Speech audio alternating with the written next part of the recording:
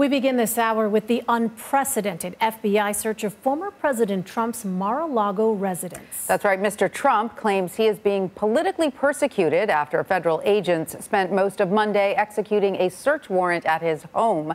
Sources tell CBS News the search warrant is in connection to Trump's handling of classified records. It's part of a long-running investigation into whether the documents were removed from the White House and taken home instead of being sent to the National Archives when he left office. The former president took to his Truth social media platform to slam the operation, saying, quote, "These are dark times for our nation as my beautiful home, Mar-a-Lago in Palm Beach, Florida, is currently under siege, raided and occupied by a large group of FBI agents." He went on to say, "Nothing like this has ever happened to a president of the United States before." So let's bring in CBS News Chief National Affairs and Justice Correspondent Jeff Pegues now for more on this.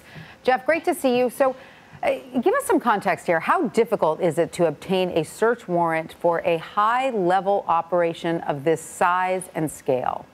Well, let's start with the former president's statement there and just focus in on some of the words that he used: under siege, raided, occupied. Clearly, he's trying to send a message to someone, and in fact, I've heard, Tanya and Elaine, that local officials in some cities across this country are paying attention to what the former president said.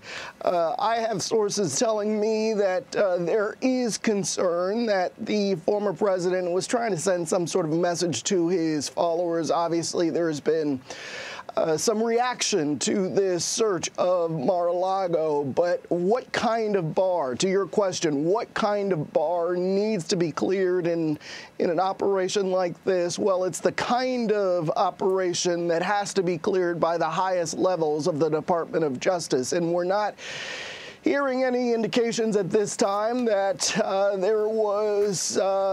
there's anything to contradict that the Attorney General, Deputy Attorney General were aware of and approved this search warrant being served at Mar-a-Lago.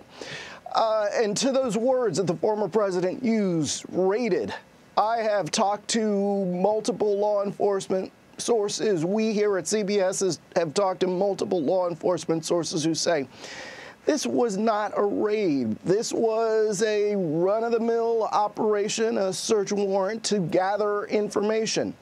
However, what is clear is the fact that this happened at a former president's residence suggests that there was, in the eyes of the Department of Justice and federal investigators, a lack of cooperation from the former president and his attorneys when it comes to turning over documents. This is an unprecedented move, but what we see with the Department of Justice going to a judge, having probable cause to serve this search warrant, is that investigators are concerned that waiting too long to gather whatever evidence may have been left behind in Mar-a-Lago that wasn't turned over to the government, it could jeopardize the investigation.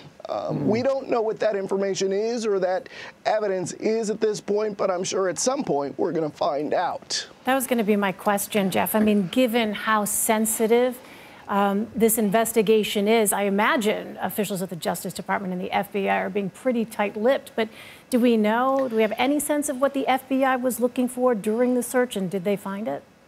Well, as we confirmed last night, this is related to that missing documents case. It started roughly around the first of the year. We reported on it January, February timeframe. So this has been an investigation that has been ongoing for some time.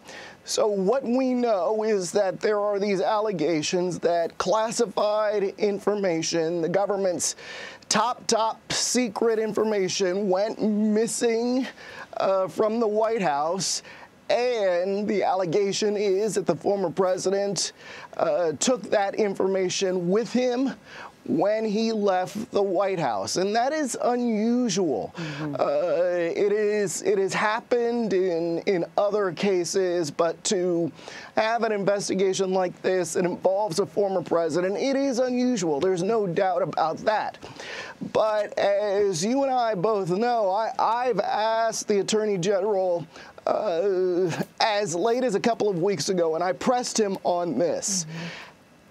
Have officials within the DOJ been discussing the constitutionality of charging a former president? And the AG, you know, he answered my question. He was pretty forceful about it. And yeah, and he's a former judge. He doesn't show a lot of emotion, to be quite honest. But in this case, he was emotional. He said, no one is above the law. And I said, even a former president. He said, no one is above the law.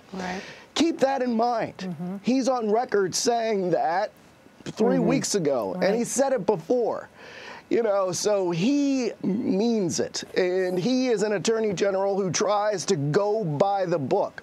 There are people like former Vice President Mike Pence who are now calling for the attorney general to come out and explain what is going on with this investigation.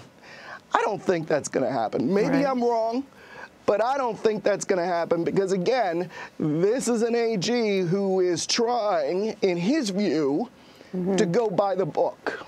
Right. Well, I think, you know, as we were discussing earlier, considering some of the incendiary language, you know, that the former president is using around this investigation, you know, sort of the clock is ticking in terms of how long people want to wait to know exactly what the FBI is looking for, exactly what the DOJ is looking for, because right now, you know, they're hearing the former president's side of the story and nothing else. Such a highly charged situation.